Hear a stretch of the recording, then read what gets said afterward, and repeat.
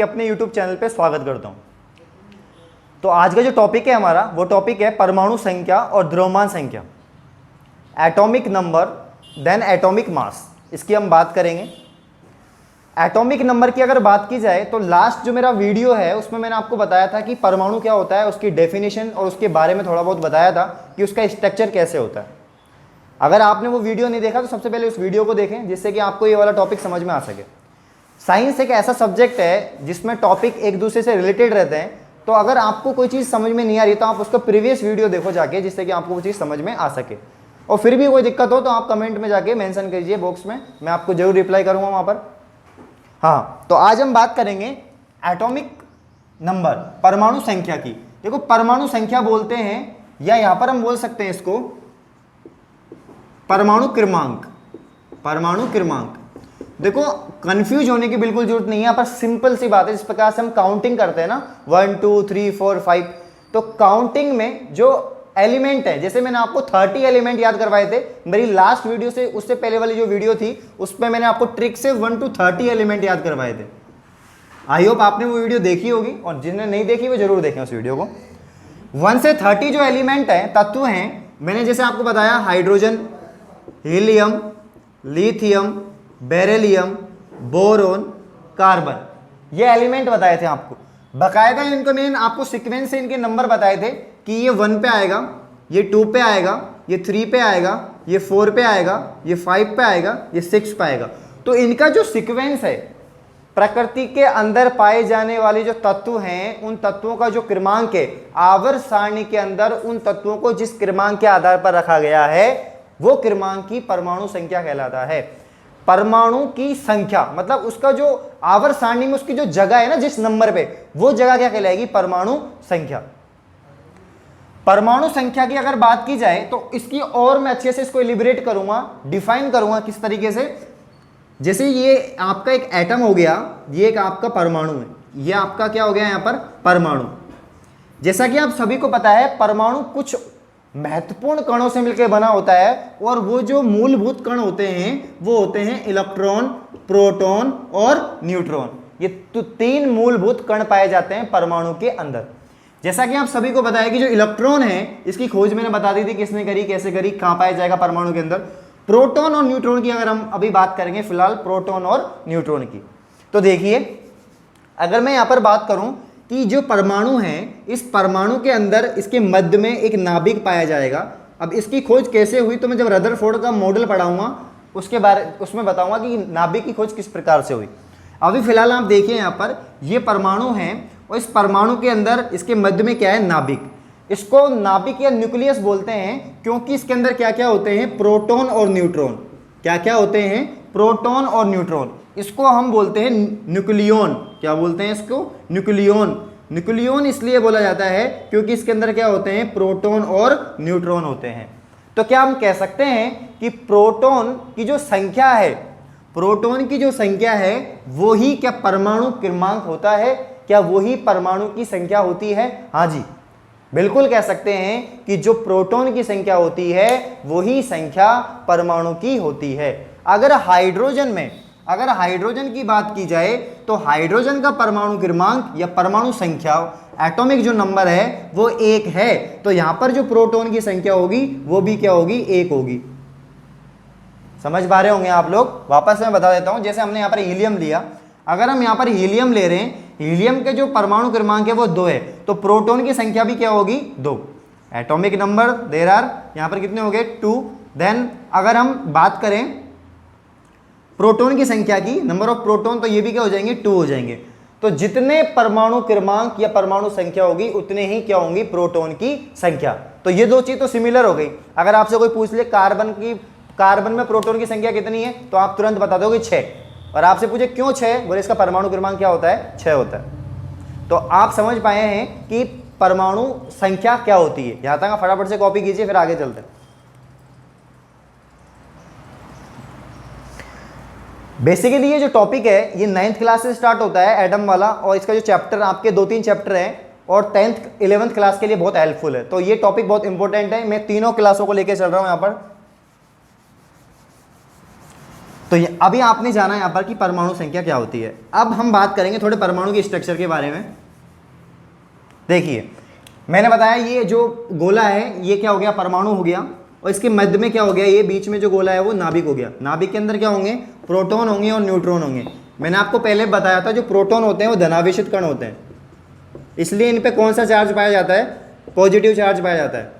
फिर मैंने आपको बताया जो न्यूट्रॉन होते हैं उदासीन होते हैं। उदासीन इसलिए होते हैं क्योंकि इन पे कोई भी चार्ज नहीं पाया जाता है, तो ये उदासीन हो गए, न्यूट्रल होते हैं ये, इसलिए इन पे हम क्या लिखते हैं, इनके ऊपर 0 लिखते हैं। अब अगर हम बात की जाए परमाणु क्रमांक की, अगर हम बात करें वापस से, तो जैसे यहाँ पर हमने सोडियम ले लिया, अब सोडियम का परमाणु क्रमांक हो गया 11। अब इसको किस तरीके से दर्शाएंगे हम, आपको मैंने तत्व याद करा दिए, आपको मैंने उनके सीक्वेंस बता दिए, आपको परमाणु क्रमांक भी आ गया। अब आपको लिखना है, जैसे मैंने जेड बना दिया, यहाँ पर क्या बना दिया, जेड।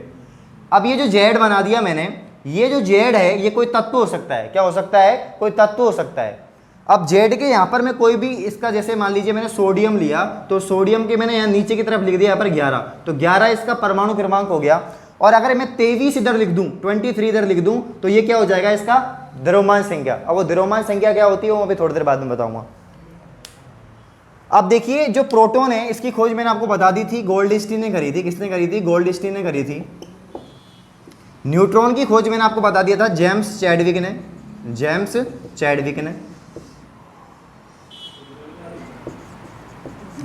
अब बात करें हम इलेक्ट्रॉन की, तो इलेक्ट्रॉन यहाँ पर जे थॉमसन ने इसकी खोज की, जे थॉमसन ने, मैंने आपको बता दिया था, थॉमसन, जे थॉमसन ने इसकी खोज की।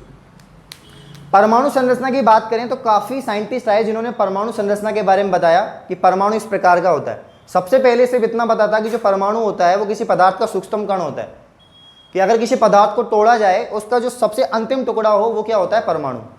या परमाणु वो अविभाज्य कण है जिसको हम विभाजित नहीं कर सकते, अर्थात वो क्या है, अविभाज्य है, इनविजिबल है। अब इसमें हम देखेंगे प्रोटॉन की संख्या अगर कोई पूछ ले आपसे, इलेक्ट्रॉन की संख्या पूछ ले या न्यूट्रॉन की संख्या पूछ ले, तो आप कैसे बताओगे कि प्रोटॉन की संख्या कैसी है, इलेक्ट्रॉन की संख्या कितनी होती है, न्यूट्रॉन की संख्या कितनी होती है। तो यहां तक आप कॉपी कीजिए, फिर मैं आगे चलता हूं। आप नोट्स बनाते चलिए, टॉप पॉइंटों को लिखते चलिए। अगर आपको कोई भी चीज़ समझ में नहीं आ रही तो जरूर आप पूछिए, मैं ज़रूर बताऊंगा आप लोगों को।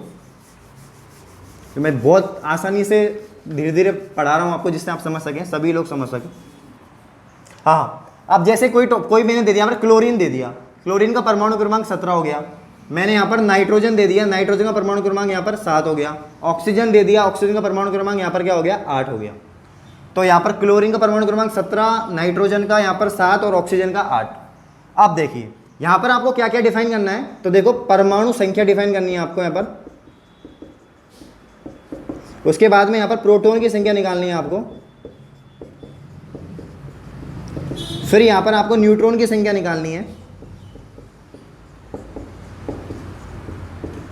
और फिर द्रव्यमान संख्या। जो हमारा जो ये वाला टॉपिक है इसको भी हम लिख लेते हैं यहाँ पर, एटॉमिक मास बोल सकते हैं, परमाणु भार या परमाणु का द्रव्यमान, भार या द्रव्यमान वो एक ही बात है। तो यहाँ पर हम लिख सकते हैं द्रव्यमान संख्या या एटॉमिक मास, ठीक है। तो अब इनका जैसे आपको नाइट्रोजन के अंदर बताना है, तो दो चीज़ तो आपको दिमाग में आ गई होंगी कि नाइट्रोजन का जो परमाणु क्रमांक है वो होता है 7, तो इसका जो परमाणु संख्या हुई वो भी क्या हुई, 7। प्रोटॉन की संख्या कितनी हुई, 7 ही होगी, क्योंकि मैंने आपको थोड़ी देर पहले ही बताया है कि जितनी परमाणु की संख्या होगी उतनी ही प्रोटॉन की संख्या होगी। तो अगर 7 परमाणु संख्या तो 7 ही प्रोटॉन की संख्या। बात आती है न्यूट्रॉन की, क्या बात आती है यहाँ पर, न्यूट्रॉन की संख्या की और द्रव्यमान संख्या की। अगर हमें न्यूट्रॉन की संख्या निकालनी है तो हमें सबसे पहले द्रव्यमान संख्या का पता होना जरूरी है, क्योंकि जो द्रव्यमान संख्या है या परमाणु का जो द्रव्यमान है, एटॉमिक मास परमाणु द्रव्यमान या द्रव्यमान संख्या बोल दो की बात है, इसको निकालने के लिए हमें प्रोटॉन को और न्यूट्रॉन को जोड़ना होगा। किसको जोड़ना होगा, प्रोटॉन को और न्यूट्रॉन को। तो क्या हम कह सकते हैं किसी परमाणु का जो द्रव्यमान है वो प्रोटॉन और न्यूट्रॉन का योग होता है। किसका योग होता है, प्रोटॉन और न्यूट्रॉन का योग होता है। मान लीजिए यहाँ पर जो प्रोटॉन, मान के लीजिए होता ही है कि नाइट्रोजन की जो प्रोटॉन है वो कितने हैं, 7, और जो न्यूट्रॉन है वो भी कितने हैं, 7। तो कुल मिला के कितने हो गए, 14 हो गए। कितने हो गए, 14 हो गए। तो क्या 14 इसकी द्रव्यमान संख्या आ गई, बिल्कुल आसानी से समझ पाए होंगे आप। मैंने आपको बोला ये नाइट्रोजन है, यहाँ पर इसका परमाणु क्रमांक लिख दो, इस साइड में आप इसका परमाणु क्रमांक लिखोगे तो 7 और इसकी द्रव्यमान संख्या यहाँ पर लिखोगे कितने हो गए 14। तो क्या अगर हम यहाँ से न्यूट्रॉन की संख्या निकाले तो निकाल सकते हैं। अगर 14 में से 7 को माइनस कर देंगे तो क्या बचेगा 7 ही बचेगा, और अगर 7 में 7 ऐड कर देंगे तो 14 हो जाएगा। तो क्या आपको आसानी समझ में आया है कि किस तरीके से हमको द्रव्यमान संख्या निकालनी है, किस तरीके से हमको न्यूट्रॉन की संख्या निकालनी है। एक और एग्जांपल ले लेते हैं, इसको फटाफट से कॉपी करो।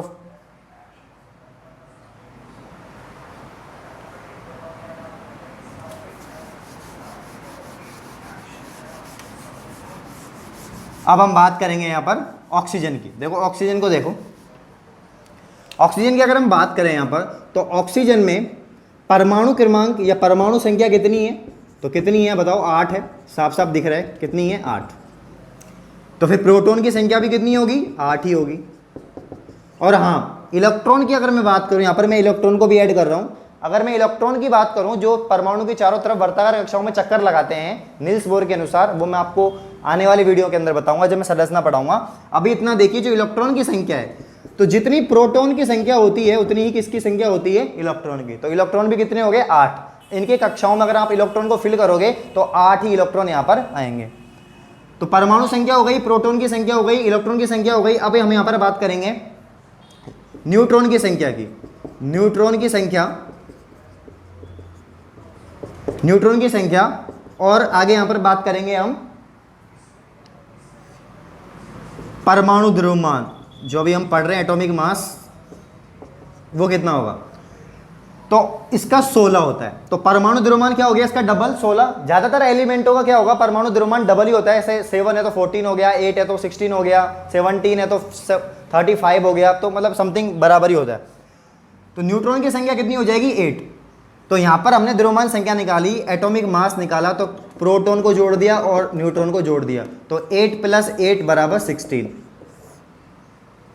तो अब आपको बिल्कुल समझ में आ गया होगा। आप बुक में से जितने भी एग्जाम्पल है उनको करिए। अगर आपको एग्जाम्पल नहीं आते तो मेरे को बताइए, मैं आप जरूर बताऊंगा आपको ना। तो यहां तक फटाफट से कॉपी कर लीजिए, इसको भी स्क्रीनशॉट से ले लीजिए। हाँ, अब 2 एग्जाम्पल मैंने करवा दिए। क्लोरीन का आप खुद निकालना, इतना बता देता हूं, क्लोरीन का जो द्रव्यमान होगा वो होगा 35, सिर्फ एक ज्यादा होता है डबल से, तो 35 होगा तो न्यूट्रॉन कितना हो जाएगा 18 हो जाएगा। सब चीज मैंने आपको बता दी है। अब हम बात करेंगे, बहुत इंपॉर्टेंट टॉपिक है, इसी वीडियो में मैं बात करूंगा, और वो टॉपिक है समस्थानिक और संभारिक। देखो समस्थानिक आइसोटॉप और संभारिक आइसोमर, उनकी अगर हम बात करें, समस्थानिक, देखो साइंस जो ऐसी सब्जेक्ट है जिसमें हर वर्ड का मीन होता है, मतलब होता है। अगर आप शब्दों को पकड़ो तो शब्दों में से कुछ न कुछ अर्थ निकलता है, वो साइंस है। संभारिक, अब ये दोनों टॉपिक आपको तब समझ में आएंगे जब आपको परमाणु संख्या और द्रव्यमान संख्या समझ में आ चुकी होगी। तो भाई आपको समझ में आ गई, मैंने आपको थोड़ी देर पहले ही समझाया दोनों टॉपिक। तो आपको अगर वो समझ में आए तो ये भी समझ में आए होंगे। नहीं समझ में आए तो रिवाइंड करो, वापस से वीडियो को देखो शुरू से, फिर वापस से समझ लेना। समस्थानिक, समस्थानिक की अगर हम बात करेंगे यहां पर, तो देखो समस्थानिक को अगर मैं तोड़ूं इस शब्द को, सम प्लस स्थानिक, मतलब जैसे ऐसा कोई तत्व है जिसका परमाणु क्रमांक तो क्या है समान है, परमाणु क्रमांक समान है, लेकिन परमाणु भार अलग अलग है। भार मतलब वही द्रव्यमान। वह तत्व जिनके परमाणु क्रमांक या परमाणु संख्या समान है, वह तत्व जिनके परमाणु संख्या समान है तथा परमाणु भार, या हम बोल सकते हैं इसको एटॉमिक मास, अलग अलग है, तो उन तत्वों को समस्थानिक कहते हैं। वह तत्व जिनके परमाणु क्रमांक समान हैं तथा परमाणु भार मतलब एटॉमिक नंबर अलग अलग हैं तो उन्हें हम क्या कहेंगे, समस्थानिक कहेंगे। तो अगर समस्थानिक में परमाणु क्रमांक समान होने चाहिए, परमाणु भार अलग अलग होने चाहिए, इसी का अपोजिट कर दो। समभारिक में क्या हो जाएगा, सम मतलब समान, भारिक मतलब भार, द्रव्यमान। इसमें क्या हो जाएगा, द्रव्यमान समान रहेगा, द्रव्यमान तो क्या रहेगा, समान रहेगा, और जो परमाणु क्रमांक है या जो परमाणु संख्या है वो क्या होगी, अलग अलग होगी। क्या होगी, अलग अलग, डिफरेंट डिफरेंट परमाणु नंबर्स होंगे। तो वे तत्व जिनके परमाणु संख्या समान है तथा परमाणु भार अलग अलग है तो वो तो समस्थानिक, और वे तत्व जिनकी द्रव्यमान संख्या या परमाणु भार समान है और परमाणु संख्या अलग अलग है तो वो क्या होंगे, समभारिक होंगे। तो इसका अपोजिट हो गया ये। एग्जाम्पल की बात करें, डेफिनेशन समझ में आ गई तो एग्जाम्पल ले लेते हैं। ऐसा कोई एग्जाम्पल लो जिसका परमाणु क्रमांक समान है लेकिन परमाणु भार अलग अलग है। तो सबसे इंपॉर्टेंट है, ध्यान रखना, और वो है हाइड्रोजन। हाइड्रोजन अपने 3 समस्थानिक बनाता है, H11, H12,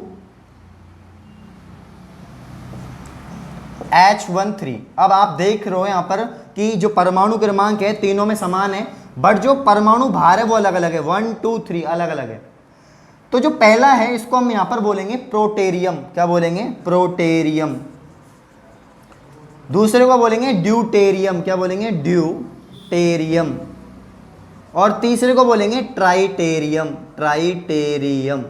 तो यहाँ पर 3 हो गए, प्रोटेरियम, ड्यूटेरियम, ट्राइटेरियम। तीनों के परमाणु क्रमांक समान है लेकिन परमाणु भार क्या हैं, अलग अलग हैं, तो ये समस्थानिक तत्व हो गए। और भी एग्जाम्पल है आपकी बुक्स में मेंशन होंगे, क्लोरीन का भी होता है, उसके भी परमाणु क्रमांक समान होते हैं लेकिन परमाणु भार अलग अलग होते हैं। द्रव्यमान संख्या की बात करें तो यहाँ पर जैसे हमने एग्जाम्पल लिया, कोई भी एग्जाम्पल ले, जैसे कार्बन ले लिया हमने, तो यहाँ पर क्या होगा, कार्बन, या फिर हम कह सकते हैं जैसे कैल्शियम लिया हमने, यहाँ पर कैल्शियम का परमाणु क्रमांक क्या होगा, यहाँ पर 20 होगा। कैल्शियम का परमाणु क्रमांक क्या होगा, यहाँ पर 20। उसी प्रकार से अगर हम बात करें ऑक्सीजन, नाइट्रोजन, फ्लोरीन, तो ये हो जाएगा 8 7 8, यहाँ पर 9, nitrogen, oxygen, fluorine, neon, neon. ठीक है। आप जैसे अगर यहाँ पर बात करेंगे हम, जैसे ऑक्सीजन को लेंगे, किसको लेंगे, ऑक्सीजन को लेंगे, तो कुछ तत्व ऐसे होंगे जिनके परमाणु भार समान होंगे और परमाणु क्रमांक अलग अलग होंगे और परमाणु भार क्या होंगे, समान होंगे।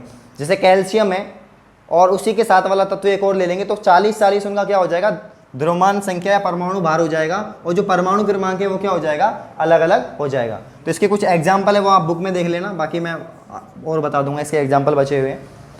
तो समस्थानिक और संभारिक आपको समझ में आ गए होंगे। अगर आपको समझ में नहीं आया है तो वीडियो को वापस से देखें और कमेंट जरूर करें। नेक्स्ट वीडियो में आपको परमाणु संरचना पढ़ाऊंगा जो भी 9th और 10th के लिए इंपॉर्टेंट है। केमिस्ट्री का ये टॉपिक आपको समझ में आया होगा तो वीडियो को लाइक करें, कमेंट करें, शेयर जरूर करें। धन्यवाद।